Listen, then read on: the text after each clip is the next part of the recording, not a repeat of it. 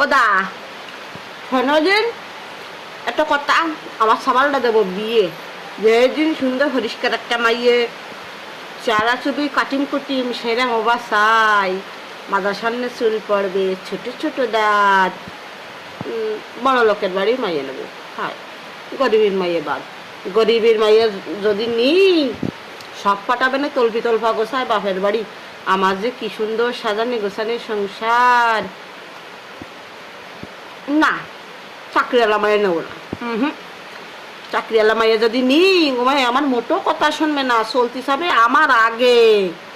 আমার যে কি সুন্দর সোনার সংসার, দাদা মোসাক করে দেবে এসে বাইঙে। আমার সবার ডাইরেতে তুমি দেখাইছো। চেহারা ছবি উঁচু লম্বা, হৃষ্টপুষ্ট, শুধু গার রঙটা একটু কালো, আর তারা করছি গার রঙটা একটু কালো, চোখ দুটো লক্ষ্মী টেরা। তাতে কি আছে, বেটা সাবালের গার রঙ দেখি তোমরা জল খাবা? বেটা সাবাল সোনার রঙটি বেকালিও, সেটা সোনা তার দাম আছে। হ্যাঁ, আমার বাড়ি আস মুরগি, গরু বাছুর, দান চালায় 12 মাস। গড় মশা, কাপড় কাঁচা, আর আসছে 3 বেলা সাইডে রান্দা।